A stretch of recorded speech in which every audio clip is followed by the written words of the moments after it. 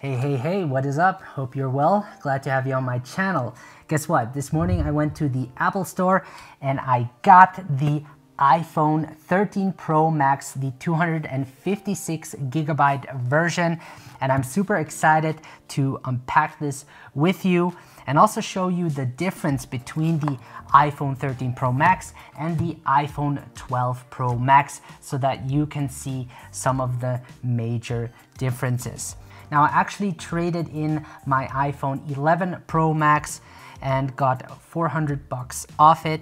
And for someone who doesn't shoot a lot of videos, I don't think it's necessary to upgrade. I mean, I run a smartphone filmmaking channel, so for me, this is like a return in investment.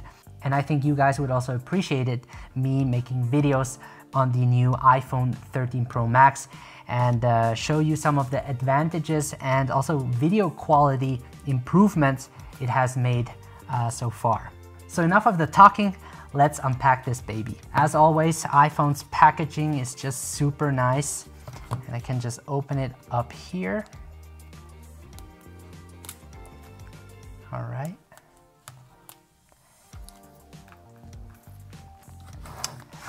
And let's see. Wow. Oh, it looks so nice. So this is the Sierra Blue color. The iPhone 12 Pro Max comes with Pacific Blue. And I like this new color. It's nice. So let's look at it. Feels good. And you also get the charging cable. This is the USB-C to Lightning cable. Unfortunately, you don't get a charger. Here's some information. And you also get the SIM card ejector. So let's put that away for now. And now we can take off the screen protector. You can also see that the lenses are protruding more than on the iPhone 12 Pro Max. So if I bring that into the frame, yeah, you can see that it's a little bit thicker, I guess. But overall, they're quite similar in size. The iPhone 13 Pro Max should be a bit heavier. I don't really feel a difference. Let's see if it even fits with the Beast Grip cage. I don't think so, but we'll see. It's probably...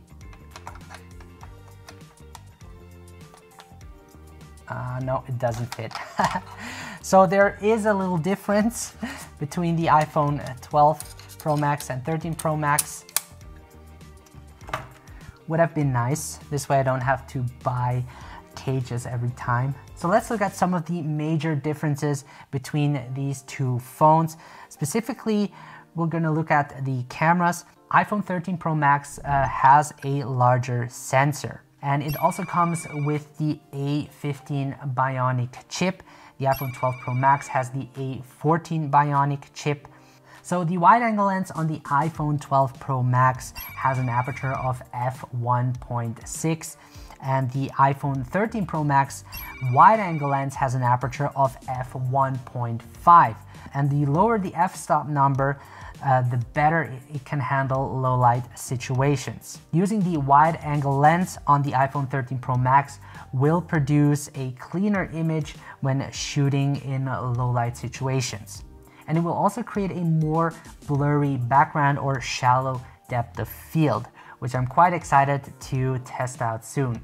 So the 58mm telephoto lens on the iPhone 12 Pro Max comes with an aperture of f2.2, whereas on the iPhone 13 Pro Max, it comes with an aperture of 2.8 and has a focal length of 77mm. So this might be a downgrade for the iPhone 13 Pro Max. It depends how you see it. It won't be as good in low light situations as the iPhone 12 Pro Max, but what you can do is you can 3 times optically zoom in, which I think is really great. Whereas with the iPhone 12 Pro Max, you can optically zoom in 2.5 times. Now the iPhone 13 Pro Max is also a macro lens, for getting extreme close-up, which is really nice. Next is the ultra wide angle lens. Now on the iPhone 12 Pro Max, the ultra wide angle lens has an aperture of f2.2, whereas on the iPhone 13 Pro Max, the aperture has improved to a f1.8, which is really great. Because I never have been a real big fan using the ultra wide angle lens, and I've always used, add-on lenses to get a wider angle of view. But this might change with the iPhone 13 Pro Max. Now with the iPhone 13 Pro Max, you will be able to record in ProRes 4K 30 frames per second, and that codec will produce a much better image quality. Also, the editing process will be flawless. It will take up a lot of storage. I should have gotten the 1 terabyte option, but I'll have to deal with that and just transfer the footage whenever it's full, even if I'm on the go. What I also like is the cinematic mode that allows you to create a shallow depth of field or blurry background in your video. What's great about this feature is that compared to the third-party apps, it focuses more smoothly and you can control the aperture even after filming your video in that mode. Now, unfortunately, you can just record 1080p in 30 frames per second. And I'm quite excited to test this feature out. Now, the iPhone 13 Pro Max also has a longer battery life.